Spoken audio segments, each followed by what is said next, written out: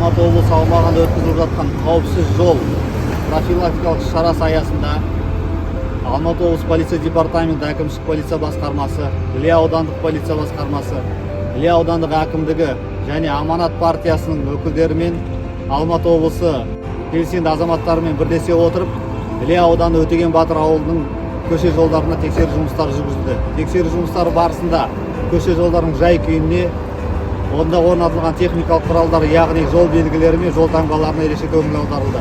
Барлық анықталған кемшіліктер бойынша тиісті мекемелер мен мүдделі органдарға арнайы ұйғарымдар жолданды.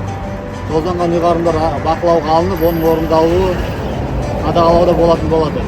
Бұл жұмыс өз жалғасын одан ары табады.